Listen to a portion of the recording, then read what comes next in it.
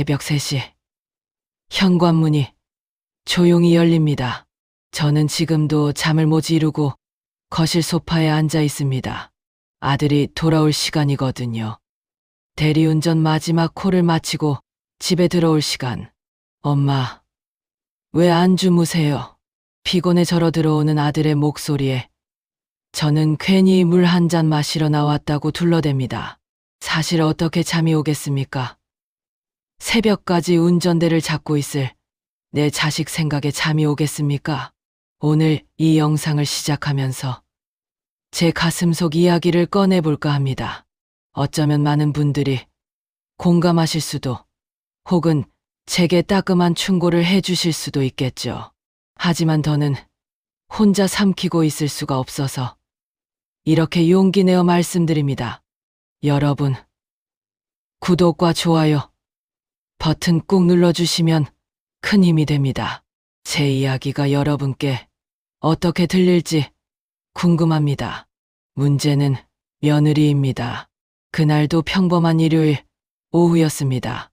아들은 주말에도 쉬지 못합니다. 회사 일이 밀려 있다며 노트북을 펼쳐놓고 빨갛게 충혈된 눈으로 화면만 바라보고 있었죠. 저는 부엌에서 저녁 준비를 하다가 현관문 열리는 소리를 들었습니다. 며느리였습니다. 어머니, 다녀왔습니다. 밝은 목소리로 인사를 건네는 며느리의 손에는 명품 브랜드 쇼핑백이 들려 있었습니다. 하나가 아니었어요. 2개였습니다. 어머니, 이거 보세요. 백화점에서 세일한 데서 얼른 다녀왔어요. 며느리는 신이 나서 가방을 꺼내 보여줬습니다. 반짝이는 금색 로고, 부드러운 가죽 질감. 저도 그 브랜드쯤은 압니다. 싸도 몇백만 원은 한다는 거요. 세일해서 30% 할인받았어요. 득템했죠. 그 순간 제 손에 들린 무껍질 벗기던 칼이 멈췄습니다. 30% 할인. 그럼 원래는 얼마였다는 건가요? 할인받았다는 게 자랑스러운 건지 제 머릿속에는 다른 계산이 자동으로 돌아갔습니다. 그 돈이면 아들이 대리운전 몇 번을 안 나가도 되는 건데 며느리는 거실로 들어가 아들에게도 자랑했습니다. 여보, 봐봐. 예쁘지? 우리 결혼기념일 선물로 내가 나한테 사줬어. 응, 예쁘네. 그런데 돈은 괜찮아? 아들의 목소리가 조심스러웠습니다. 피곤이 묻어나는 목소리였지만 며느리 기분을 상하게 하지 않으려고 애쓰는 게 보였어요. 걱정 마. 내가 모아뒀던 거 쓴 거야. 그리고 당신도 열심히 일하잖아. 나도 힐링 좀 해야지. 힐링. 그 단어가 제 귓가에 맴돌았습니다. 며느리는 요즘 힐링이라는 단어를 자주 씁니다. 카페에 가는 것도 힐링, 쇼핑하는 것도 힐링, 네일샵 가는 것도 힐링. 한 달에 몇 번씩 힐링을 하는 건지 모르겠습니다. 그런데 정작 제 아들은 언제 힐링을 하나요? 저는 며느리를 미워하고 싶지 않습니다. 정말입니다. 며느리도 스트레스 받고 힘들 수 있다는 거 압니다. 젊은 사람들은 자기 관리도 중요하고 예쁘게 꾸미는 것도 삶의 활력이 된다는 거 모르는 건 아닙니다.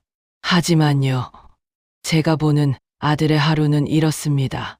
오전 7시 출근 준비. 아침도 제대로 못 먹고 나갑니다. 엄마, 저 늦어요. 한마디만 남기고 뛰쳐나가죠. 오후 6시 퇴근. 하지만 집에 오는 게 아닙니다. 곧장 대리운전을 시작합니다.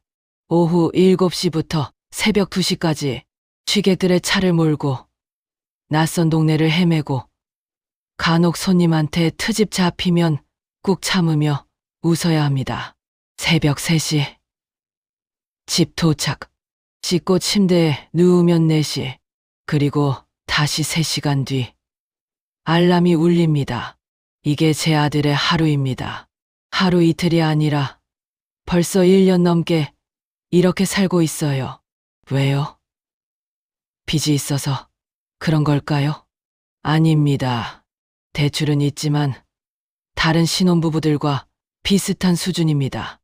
전세자금 대출, 차 할부 정도죠. 그럼 왜 아들은 이렇게까지 고생하는 걸까요? 며느리의 소비 속도를 맞추기 위해서입니다. 여기서 제가 하나 고백할 게 있습니다. 저는 며느리의 SNS를 봅니다. 며느리가 알면 기분 나쁘겠지만 어머니로서 궁금한 마음에 가끔 들어가 봅니다. 그곳에는 화려한 일상이 펼쳐집니다. 오늘의 카페, 신상 디저트 맛집, 내일 새로 했어요. 이번 달 셀프 선물, 힐링 필요할 땐 쇼핑이 최고, 주말 브런치 분위기 맛집 인증, 사진마다 예쁜 접시, 예쁜 가방, 예쁜 손톱이 담겨 있습니다. 그 아래 댓글에는 친구들이 부러워하는 말들이 줄줄이 달려 있고요. 하지만 그 사진 속에 제 아들의 모습은 없습니다. 새벽까지 운전대를 잡고 있는 아들의 뒷모습은 없습니다. 며느리는 알고 있을까요? 자기가 올린 예쁜 사진 하나하나가 아들의 수면 시간 30분과 맞바뀐 것이라는 거요. 그날 저녁 저는 식탁에 차려진 반찬을 보며 한숨을 쉬었습니다. 아들은 허겁지겁 밥을 먹고 있었고 며느리는 새로 산 가방을 계속 만지작거리며 사진을 찍고 있었습니다. 어머니, 저 내일 예약이 있어서 먼저 나갈게요. 응. 그래, 다녀와라. 며느리가 나가고 아들도 대리운전 나갈 준비를 했습니다. 엄마, 저도 갑니다. 그래, 조심해라. 아들의 뒷모습을 보며 저는 하고 싶은 말이 목구멍까지 차올랐습니다. 아들아, 내가 지쳐 쓰러질까봐 무섭다. 며느리한테 말 좀 해봐라. 이렇게까지 고생할 필요 없다고. 하지만 그 말은 끝내 입 밖으로 나오지 않았습니다. 그런데 며칠 뒤 제가 우연히 듣게 된 며느리의 전화 통화 내용은 제 가슴을 더 아프게 만들었습니다. 대체 며느리는 친구들에게 뭐라고 말하고 있었을까요? 그날은 제가 아들 집에 반찬을 가져다 주러 간 날이었습니다. 아들이 엄마, 이번 주는 밥 해 먹을 시간도 없을 것 같아요 라고 해서 며칠치 반찬을 만들어 들고 갔죠. 초인종을 눌렀는데 며느리가 문을 열어줬습니다. 어머니, 오셨어요? 들어오세요. 며느리는 평소처럼 밝았습니다. 저는 부엌에 반찬통을 정리하며 이런저런 이야기를 나눴어요. 준석이 요즘 많이 힘들어 보이더라. 너무 무리하는 거 아니냐? 걱정 마세요. 어머니, 조금만 더 버티면 괜찮아질 거예요. 괜찮아질 거라는 말. 저는 그게 언제인지 궁금했습니다. 1년 뒤인가요? 2년 뒤인가요? 아니면 아들이 쓰러지고 나서인가요? 그때 며느리의 휴대폰이 울렸습니다. 잠깐만요. 어머님, 전화 좀 받을게요. 며느리는 거실로 가서 전화를 받았습니다. 저는 부엌에서 냉장고에 반찬을 넣고 있었는데 며느리의 목소리가 들려왔어요. 응, 나야. 어제 본 그 가방. 응, 샀어. 친구와의 통화였나 봅니다. 며느리의 목소리가 신이 나 있었어요. 괜찮아. 우리 신랑이 열심히 벌잖아. 아, 그거 알아? 요즘 대리운전도 하거든. 부업으로. 부업. 며느리는 아들의 대리운전을 부업이라고 표현했습니다. 저는 냉장고 문을 닫다 말고 그대로 멈췄습니다. 응응. 대리운전이 돈 되더라. 주말에는 콜이 많이 들어온대. 그래서 나도 쓸 게 있으면 펑펑 쓰는 거야. 펑펑 쓴다고요? 제 손이 떨렸습니다. 신랑이 뭐래? 아무 말 안 해. 그냥 알아서 버는 거지. 나도 스트레스 받으면 쇼핑해야 하잖아. 당연한 거 아니야? 며느리의 웃음소리가 들렸습니다. 명랑하고 밝은 웃음소리. 하지만 제 귀에는 그 웃음이 날카롭게 들렸습니다. 아, 그리고 이번 주에 또 백화점 세일한대. 같이 갈래? 어머님이 반찬 가져다 주셔서 밥 걱정도 없고 나 시간 많아. 저는 그 자리에 서서 통화가 끝나기를 기다렸습니다. 며느리가 전화를 끊고 돌아왔을 때 저는 아무렇지 않은 척 물었습니다. 친구한테서 전화 왔니? 네. 고등학교 동창이에요. 오랜만에 연락 왔어요. 그래. 요즘 친구들 자주 만나니? 가끔요. 스트레스 풀려고 카페도 가고 쇼핑도 하고 그래요. 며느리는 태연했습니다. 아무런 죄책감도 없어 보였어요. 저는 그날 집으로 돌아오는 길 내내 멍했습니다. 며느리는 아들의 대리운전이 부업이라고 생각하고 있었습니다. 마치 여유가 생겨서 하는 부수입 정도로 여기는 것처럼 보였어요. 하지만 진실은 달랐습니다. 아들은 생활비가 빠듯해서 대리운전을 시작했습니다. 한 달에 집에 내는 돈만 따져도 전세금 대출이자 차 할부, 관리비, 생활비, 통신비, 빠져나가는 돈이 한두 가지가 아닙니다. 거기에 며느리의 소비까지 더해지니 아들의 월급만으로는 감당이 안 되는 겁니다. 저는 아들한테 몇 번 물어봤습니다. 준서가, 돈 힘들면 엄마가 좀 도와줄까? 엄마, 괜찮아요. 제가 알아서 할게요. 대리운전은 언제까지 할 거니? 조금만 더요. 빚 좀 갚고 나면 그만둘게요. 하지만 저는 압니다. 며느리의 소비 습관이 바뀌지 않는 한 아들은 절대 대리운전을 그만둘 수 없다는 거요. 그날 밤 저는 며느리의 SNS를 또 들어가 봤습니다. 새로운 게시물이 올라와 있었어요. 오늘의 득템 백화점 세일 최고. 기분 너무 좋다. 사진 속에는 명품 쇼핑백 2개가 놓여 있었습니다. 그 아래 댓글들. 언니, 남편 부자신가 봐. 유유 부럽다. 진짜 신랑 복 터졌네. 나도 저런 남편 만나고 싶다. 며느리는 댓글마다 하트를 달아줬습니다. 저는 휴대폰 화면을 끄고 한참을 천장만 바라봤습니다. 아들아, 넌 지금 며느리 소비를 책임지려고 몸이 부서지도록 일하고 있는데 며느리는 그걸 자랑으로 여기고 있구나. 제 가슴이 답답했습니다. 며느리를 원망하고 싶었지만 동시에 제 자신도 원망스러웠습니다. 내가 아들을 잘못 키운 건가? 아니면 며느리를 잘못 본 건가? 며느리는 결혼 전에는 그렇게 소비가 심하지 않았습니다. 소박하고 검소해 보였어요. 그래서 저도 마음에 들어 했죠. 하지만 결혼 1년이 지나면서 며느리는 변했습니다. 친구들이 명품 가방을 사면 며느리도 사야 했습니다. 친구들이 좋은 레스토랑을 가면 며느리도 가야 했습니다. 친구들이 해외여행을 가면 며느리도 가고 싶어 했습니다. 이게 다 남들 눈을 의식한 소비였습니다.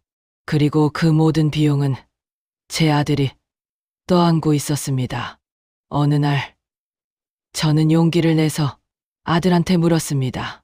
준서가, 혹시 며느리한테 소비를 좀 줄여달라고 말해본 적 있니? 아들은 잠시 침묵하더니 대답했습니다. 엄마, 아내도 스트레스 받아요. 저만 힘든 게 아니잖아요. 아내한테 즐거움을 주고 싶어요. 하지만 내가 너무 힘들잖니. 괜찮아요. 제가 조금만 더 버티면 돼요. 조금만 더. 아들은 항상 조금만 더라고 말합니다. 하지만 그 조금이 1년이 됐고 이제는 2년을 향해 가고 있습니다. 그리고 제가 정말 충격을 받은 사건이 일어났습니다. 며느리가 제 눈앞에서 한 행동은 제 인내심의 한계를 시험했습니다. 그날은 금요일 저녁이었습니다. 아들한테서 전화가 왔어요. 엄마, 저 좀 힘들어요. 목소리가 떨리고 있었습니다. 제 가슴이 철렁 내려앉았어요. 왜? 무슨 일이니? 몸이 너무 안 좋아요. 어지럽고 속도 안 좋고. 지금 어디니? 엄마가 갈게. 괜찮아요. 엄마. 그냥 목소리 듣고 싶어서 전화했어요. 저는 당장 택시를 타고 아들 집으로 갔습니다. 문을 열어준 건 며느리였습니다. 평소와 다름없이 화장을 한 얼굴이었어요. 어머니, 무슨 일이세요? 준석이 어디 있니? 방에 있어요. 피곤하다고 누워 있어요. 저는 곧장 안방으로 들어갔습니다. 아들이 이불을 뒤집어 쓰고 누워 있었어요. 얼굴이 창백했습니다. 엄마, 아들아, 괜찮니? 병원 가야 하는 거 아니니? 괜찮아요. 그냥 좀 쉬면 나을 것 같아요. 하지만 저는 알 수 있었습니다. 이건 단순한 피로가 아니라는 거요. 제가 아들의 이마에 손을 대자 뜨거웠습니다. 열이 있잖니? 병원 가야 해. 엄마, 오늘 저녁에 대리 예약이 3건 있어요. 못 가요. 이 상태로 운전을 어떻게 해? 저는 밖으로 나가 며느리를 불렀습니다. 얘야, 준석이 지금 열이 있어. 병원에 데려가야겠어. 그런데 며느리의 반응이 제 예상과 달랐습니다. 에이, 어머님, 환절기라 감기 걸린 것 같은데 약 먹고 쉬면 괜찮아질 거예요. 지금 열이 나는데 어떻게 쉬기만 해? 당장 병원 가야지. 오늘 병원 가면 대리운전 못 나가잖아요. 그럼 이번 주 생활비가 빠듯해져요. 저는 귀를 의심했습니다. 며느리는 지금 아들의 건강보다 생활비를 걱정하고 있었습니다. 생활비보다 아들 건강이 먼저 아니니? 어머님, 제가 남편 건강 신경 안 쓰는 것처럼 말씀하시는 거예요? 저도 걱정돼요. 하지만 현실적으로 돈도 중요하잖아요. 그럼 내가 나가서 일을 하든가. 왜 준석이만 이렇게 혹사시키는 거야? 제가 목소리를 높이자 며느리의 표정이 굳었습니다. 저도 일할 생각 있어요. 근데 지금은 좋은 자리가 없어서. 좋은 자리. 일이 귀천이 어딨니? 편의점이든 카페든 당장 나가서 일해라. 어머님, 너무 하시는 거 아니에요? 저도 대학 나왔는데 아무 데나 가라고요? 제 머리가 지끈거렸습니다. 며느리는 명품 가방 살 때는 거리낌이 없으면서 일자리는 아무 데나 못 간다는 겁니다. 그날 저는 강제로 아들을 병원에 데려갔습니다. 의사 선생님은 과로라고 진단했습니다. 요즘 무리를 많이 하셨나 보네요. 계속 이렇게 지내시면 큰 병 옵니다. 꼭 쉬셔야 해요. 아들은 고개만 끄덕였습니다. 집으로 돌아오는 차 안에서 아들이 말했습니다. 엄마, 아내한테는 말하지 마세요. 뭘? 제가 과로래요. 아내가 미안해할까봐. 저는 말문이 막혔습니다. 아들은 지금도 며느리를 걱정하고 있었습니다. 며느리가 상처받을까봐, 미안해할까봐. 하지만 며느리는 어땠나요? 집에 돌아온 아들한테 며느리가 한 말은 이거였습니다. 다행이다. 그럼 내일부터는 대리 나갈 수 있겠네? 며느리는 아들의 건강 상태가 궁금한 게 아니라 대리운전을 계속할 수 있는지가 궁금했던 겁니다. 저는 그날 밤 집에 돌아와서 한참을 울었습니다. 제 아들이 너무 불쌍했습니다. 사랑하는 사람을 위해 몸을 혹사하는데 정작 그 사람은 아들의 희생을 당연하게 여기고 있었으니까요. 며칠 뒤 저는 또 며느리의 SNS를 봤습니다. 요즘 남편이 좀 아파서 걱정 그래도 곧 나아질 거라 믿어요. 화이팅. 그 글 아래 사진은 새로 받은 네일아트 사진이었습니다. 댓글에는 남편 빨리 나았으면 좋겠다는 말들이 달렸지만 며느리는 정작 네일샵에 가 있었던 겁니다. 저는 그때 깨달았습니다. 며느리는 아들을 사랑하지만 자신의 라이프 스타일을 더 사랑한다는 거요. 며느리에게 아들은 ATM기와 다르지 않았습니다. 그리고 가장 충격적이었던 건 아들도 그걸 알고 있다는 사실이었습니다. 어느 날 제가 물었습니다. 준서가, 아내가 너무 쓰는 거 아니니? 솔직하게 말해봐라. 아들은 한참을 고민하다가 대답했습니다. 엄마, 아내가 행복해야 하면 저도 행복해요. 제가 돈을 못 벌어서 그런 거예요. 제가 더 벌면 되죠. 그게 무슨 말이니? 넌 충분히 잘하고 있어. 아니에요. 엄마, 제가 무능해서 아내를 충분히 만족시켜주지 못하는 거예요. 저는 그날 아들을 꼭 안아줬습니다. 아들아, 넌 무능한 게 아니야. 넌 충분히 훌륭해. 하지만 아들은 제품에서도 자책하고 있었습니다. 그리고 결정적인 사건이 터졌습니다. 제가 더 이상 참을 수 없게 만든 그날이 왔습니다. 그날은 아들의 생일이었습니다. 32번째 생일. 저는 미역국을 끓여서 아들 집으로 갔어요. 생일날만큼은 좀 쉬었으면 싶었거든요. 준서가, 생일 축하한다. 오늘은 대리 안 나가지? 엄마, 미안해요. 오늘 금요일이라 콜이 많아서 제 손에 들린 미역국 냄비가 무겁게 느껴졌습니다. 생일인데 그래도 오늘 하루만이라도 괜찮아요. 엄마, 저녁 먹고 나갈게요. 그때 며느리가 방에서 나왔습니다. 화려하게 차려입은 모습이었어요. 어머님, 오셨어요?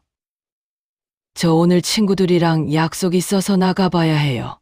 오늘 준석이 생일인데? 아, 그거야 주말에 따로 챙겨주면 되죠. 오늘 약속은 한 달 전에 잡은 거라서. 며느리는 가방을 들고 현관으로 향했습니다. 여보, 나 늦게 들어올 거야. 저녁은 어머님이 해주셨으니까 알아서 먹어. 응.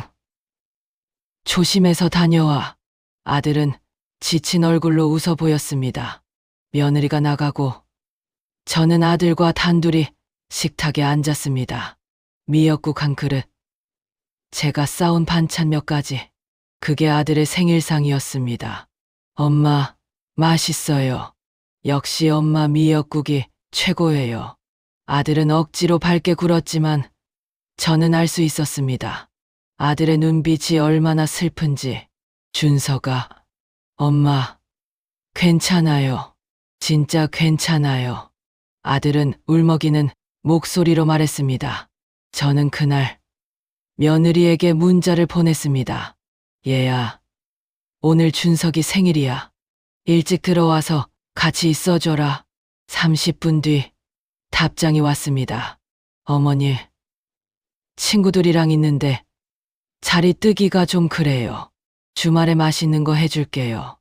주말, 아들의 생일은 오늘인데 주말에 챙겨준다는 게 무슨 의미가 있을까요? 저는 참다 폭발했습니다. 며느리가 밤 11시에 들어왔을 때 저는 아직 아들 집에 있었습니다. 아들이 대리운전 나간 사이 집에서 기다리고 있었죠. 어머니? 아직 안 가셨어요? 술 냄새가 났습니다. 며느리는 취한 얼굴로 소파에 털썩 앉았어요. 얘야, 나 너한테 할 말이 있다. 네. 무슨 말씀이세요? 넌 오늘이 무슨 날인지 아니? 준석, 오빠 생일이요. 그걸 알면서 어떻게 친구들이랑 술 마시러 갈 수 있니? 며느리의 표정이 굳었습니다. 어머님, 저도 제 인생이 있어요. 친구들이랑 약속도 중요하고 너 인생보다 지금 내 남편 인생이 무너지고 있는 거 모르니 제 목소리가 커졌습니다. 어머니, 갑자기 왜 이러세요? 갑자기 내가 얼마나 참았는데 넌 매일 쇼핑하고 카페 가고 네일샵 가면서 준석이가 얼마나 고생하는지 알기는 하니 저도 스트레스 받아요. 저도 힘들어요. 뭐가 힘들어? 넌 매일 예쁘게 꾸미고 다니면서 무슨 스트레스를 받아? 준석이는 새벽까지 운전하면서 하루 3시간도 못 자는데 며느리의 눈에 눈물이 맺혔습니다. 어머님은 저를 완전히 나쁜 사람으로 보시는 거네요. 나쁜 사람이라고 한 게 아니야. 그냥 좀 생각을 해봐라. 이게 맞는 건지. 저는 제 남편 사랑해요. 그리고 남편도 제가 행복했으면 좋겠다고 했어요. 그래, 사랑한다고 하면서 남편이 쓰러져 가는 걸 보고만 있는 게 사랑이니? 저는 며느리는 말을 잊지 못했습니다. 그때 현관문이 열렸습니다. 아들이 들어왔습니다. 새벽 1시였어요. 엄마, 왜 아직? 아들은 저와 며느리의 굳은 표정을 보고 눈치를 챘습니다. 무슨 일 있어요? 아들아, 엄마가 며느리한테 할 말이 있어서. 엄마, 제발 아내한테 그러지 마세요. 아들은 며느리를 감쌌습니다. 아내도 힘들어요. 저는 괜찮으니까 제발 아내한테 그러지 마세요. 그 모습을 보며 저는 무너졌습니다. 아들은 지금도 며느리를 보호하고 있었습니다. 자신은 무너져 가면서도 아내의 편을 들고 있었어요. 준서가, 엄마는 내가 걱정돼서 그래. 엄마, 저 정말 괜찮아요. 제가 더 잘하면 돼요. 아들의 눈에서 눈물이 흘렀습니다. 저는 그날 집으로 돌아오며 깨달았습니다. 아들은 며느리를 너무 사랑해서 자신이 망가지는 걸 선택한 거라고요. 그리고 며느리는 그런 아들의 마음을 모르지 않으면서도 자신의 욕구를 멈추지 못하는 거라고요. 며칠 뒤 며느리한테서 전화가 왔습니다. 어머님, 저 죄송해요. 제가 잘못 생각했던 것 같아요. 어머님 말씀 듣고 생각을 많이 했어요. 저는 아무 말도 하지 않았습니다. 앞으로 소비 줄이고 남편 덜 힘들게 할게요. 제가 일자리도 알아볼게요. 그래, 그렇게 해라. 하지만 저는 믿지 않았습니다. 며느리의 말을 100% 믿을 수 없었어요. 그리고 제 예감은 틀리지 않았습니다. 일주일 뒤 며느리의 SNS에는 또 새로운 쇼핑 인증이 올라왔습니다. 오늘만 세일. 못 참았어요. 사람은 쉽게 바뀌지 않는다는 걸 저는 그때 깨달았습니다. 그런데 이 모든 상황이 예상치 못한 방향으로 흘러갔습니다. 제가 우연히 알게 된 사실은 모든 걸 뒤집어 놓았습니다. 한 달이 지났습니다. 아들의 상태는 더 나빠졌습니다. 얼굴에는 생기가 없었고 눈 밑에는 다크서클이 깊게 패였어요. 어느 날 저는 아들을 따로 만났습니다. 준서가, 엄마가 돈 좀 보탤까? 대리운전 그만두고. 엄마, 괜찮아요.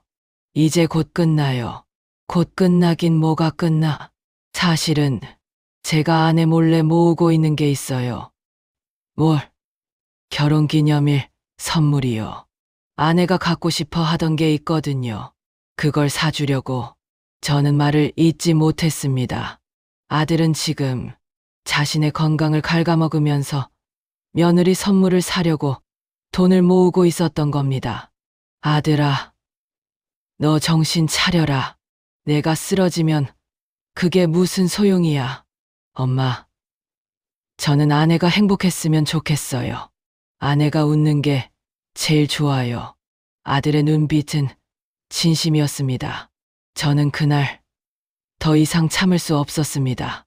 며느리를 다시 만났습니다. 얘야, 나 너랑 진지하게 얘기 좀 하자. 며느리는 조심스러운 표정이었습니다. 준석이가 너 때문에 죽어가고 있어. 그걸 모르니? 저도 알아요. 안다고? 네. 저도 다 알아요. 남편이 얼마나 힘든지 알면서 왜 그래? 며느리가 눈물을 흘렸습니다. 저도 멈추고 싶어요. 근데 못 멈추겠어요. 무슨 소리야? 사실은 친구들한테 지고 싶지 않아요. 친구들은 다 잘 사는데 저만 초라하게 살 수가 없어요. 며느리는 흐느꼈습니다. 결혼하고 나서 동창 모임 갈 때마다 비교당해요. 너희 남편은 뭐 해? 연봉이 얼마야? 집은 어디 살아? 맨날 그런 얘기만 해요. 저는 처음으로 며느리의 진심을 들었습니다. 그래서 저도 지고 싶지 않았어요. 제가 명품 가방 사고 좋은 데서 밥 먹는 사진 올리면 친구들이 부러워하잖아요. 그게 좋았어요. 그게 준석이 희생해서 얻은 거라는 걸 알면서도 알아요. 저도 나쁜 년이에요. 저도 제가 싫어요. 며느리는 손으로 얼굴을 가렸습니다. 저는 그때 깨달았습니다. 며느리도 피해자라는 거요. 사회의 시선, 친구들과의 비교, 그런 것들에 갇혀서 스스로 무너지고 있었던 겁니다. 얘야, 어머님, 저 정말 노력할게요. 쇼핑도 끊고 친구 모임도 안 갈게요. 남편한테 미안해요. 며느리는 진심으로 후회하고 있었습니다. 그날 이후 며느리는 정말로 바뀌기 시작했습니다. 쇼핑을 줄이고 SNS 업로드를 멈췄습니다. 친구 모임도 거절했어요. 그리고 파트타임 일자리를 구했습니다. 어머님, 제가 이제 카페에서 알바 시작해요. 많이는 못 벌어도 조금이라도 보태고 싶어요. 며느리의 눈빛이 달라져 있었습니다. 아들도 변화를 느꼈습니다. 엄마, 아내가 요즘 많이 달라졌어요. 저한테 대리 그만두래요. 그래? 다행이다. 아내가 말했어요. 자기가 잘못 생각했대요. 이제는 같이 힘내자고. 아들의 얼굴에 처음으로 밝은 미소가 돌아왔습니다. 그리고 3개월 뒤 아들은 대리운전을 그만뒀습니다. 며느리가 번 돈과 아들의 월급으로 둘이 알뜰하게 살기로 했다고 해요. 엄마, 이제는 괜찮을 것 같아요. 아내도 열심히 하고 있고 저도 회사에서 승진 얘기가 나왔어요. 그래, 다행이다. 정말 다행이야. 저는 아들을 안아주었습니다. 그날 며느리가 제게 말했습니다. 어머니, 그때 혼내주셔서 감사해요. 어머님이 아니었으면 저 계속 그렇게 살았을 거예요. 됐어. 이제 잘하면 돼. 네. 앞으로 남편 힘들게 안 할게요. 그리고 정말 죄송했어요. 며느리의 눈에는 진심이 담겨 있었습니다. 지금은 아들이 대리운전을 그만둔 지 6개월이 지났습니다. 아들의 얼굴에 생기가 돌아왔고 며느리도 꾸준히 일하며 알뜰하게 살고 있어요. 가끔 며느리가 제게 전화합니다. 어머님, 오늘 마트에서 고기 세일한대요. 제가 사다 드릴까요? 아니야. 괜찮아. 엄마가 알아서 할게. 아, 그리고 어머니, 저 이번에 정규직 전환됐어요.